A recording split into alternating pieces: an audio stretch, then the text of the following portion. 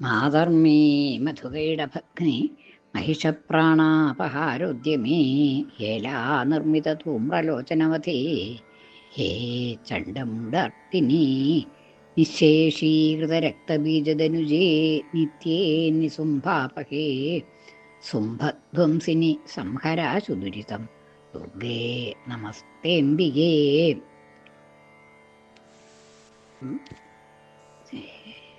ദേവി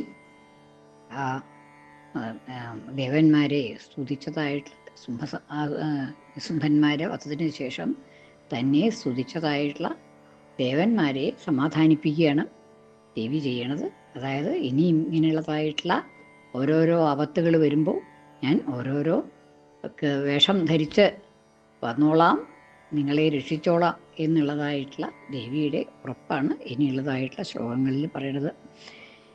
തത്രൈവ ച വധിഷ്യാമി ദുർഗമാഖ്യം മഹാസുരം ദുർഗാദേവീതി വിഖ്യാതം തന്മേ നാമ ഭവിഷ്യതി. ഈ അനാവൃഷ്ടി 100 വർഷത്തെ അനാവൃഷ്ടി ഉണ്ടാവുമ്പോൾ മഹർഷിമാരുടെ പ്രാർത്ഥന അനുസരിച്ചിട്ട് അവതാരം ചെയ്തിട്ട് തൻ്റെ ശരീരത്തിൽ നിന്ന് ഉണ്ടാകുന്നതായിട്ടുള്ള ശാകം കൊണ്ട്, അതായത് ക്ഷീര കൊണ്ട് ആളുകളുടെ ദുർഭിക്ഷത അവസാനിപ്പിച്ചോളാം, അവരെയൊക്കെ നിലനിർത്തിക്കോളാം എന്ന് പറഞ്ഞു. ഇനി ആ സമയത്ത് ശാകംഭരീതി വിഖ്യാതം തന്മേ നാമ ഭവിഷ്യതി, എന്നെ എങ്ങനെ ശാകം കൊണ്ട് ജനങ്ങളെ നിലനിർത്തുന്നത് കൊണ്ട് എനിക്ക് ശാകംഭരി എന്നുള്ളതായിട്ടുള്ള പേരും വരും എന്ന് പറഞ്ഞു. ഇനി അത് മാത്രമല്ല, ആ സമയത്ത് ഞാൻ ചെയ്യാൻ പോണത് എന്ന് പറഞ്ഞ തത്രൈവ, ആ അവതാരത്തിൽ തന്നെ, ആ ശാകംഭരിയായിട്ടുള്ള അവതാരത്തിൽ തന്നെ വധിഷ്യാമി, ഞാൻ വധിക്കും.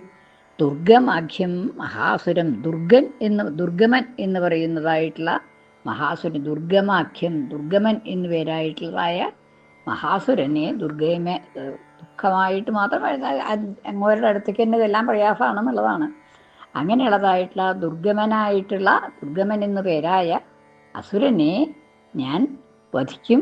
ആ ശാകംഭരി ആയിട്ടുള്ളതായിട്ടുള്ള അവതാരത്തിൽ തന്നെ ദുർഗമൻ എന്നുള്ളതായിട്ടുള്ള അസുരനെ വധിക്കും ചെയ്യും എന്നാണ്.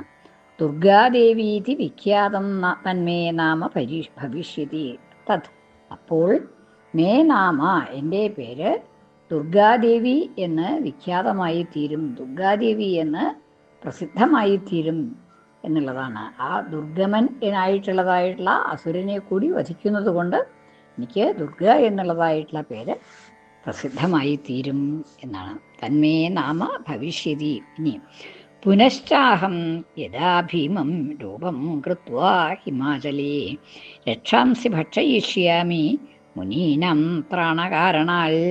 പുനഃ വീണ്ടും അഹം ഞാൻ യഥാ ഭീമം രൂപം കൃത്വ, ഭീമമായിട്ടുള്ള ഒരു രൂപം ധരിച്ചിട്ട്, വളരെ വലിയതായിട്ടുള്ള ഒരു രൂപത്തെ ധരിച്ചിട്ട്, ഭീമം രൂപം കൃത്വ, ഭീമമായിട്ടുള്ള വളരെ വലിയതായിട്ടുള്ള ഒരു രൂപം ധരിച്ചുകൊണ്ട് ഹിമാലയത്തിൽ രക്ഷാംസി ഭക്ഷയിഷ്യാമി, രക്ഷസുകളെ ഭക്ഷിക്കും.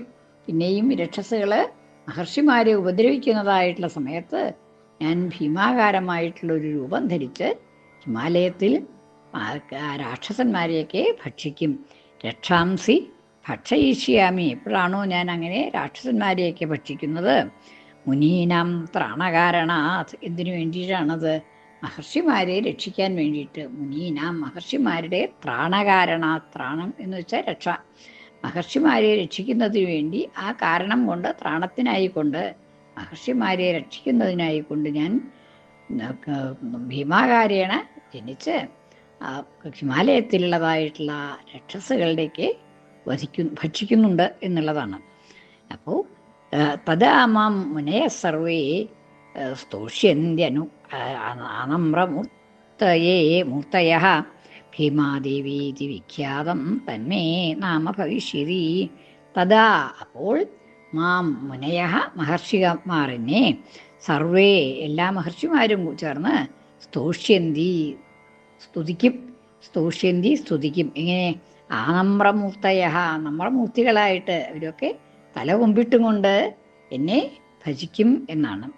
ആനമ്രം നല്ലപോലെ നമ്രമായിട്ടുള്ള കുമ്പിട്ട ശരീരത്തോടു കൂടി നമസ്കരിച്ചുകൊണ്ട് മൂർത്തികൾ എന്നെ, മഹർഷിമാരെന്നെ സ്തുതിക്കും.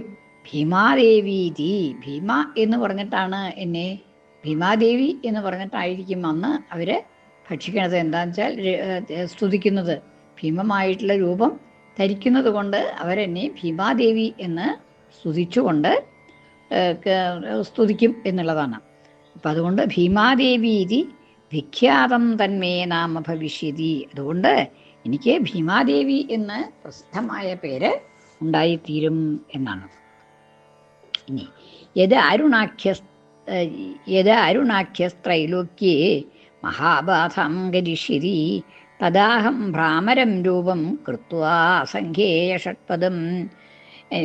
യഥാ എപ്പോഴാണോ അരുണാഖ്യൻ, അരുണൻ എന്ന് പേരായിട്ടുള്ളതായിട്ടുള്ള അസുരൻ, അരുണൻ എന്ന് പേരോട് കൂടിയതായ അസുരൻ ത്രൈലോക്യേ 3 ലോകങ്ങളിലും മഹാബാധാം കരിഷ്യതി, വളരെയധികം ദ്രോഹങ്ങളെ, ബാധയെ ചെയ്യുന്നത്, വളരെ കഷ്ടനഷ്ടങ്ങൾ ഉണ്ടാക്കുന്നത്, വളരെയധികം ദ്രോഹങ്ങളെ ചെയ്യുന്നത്.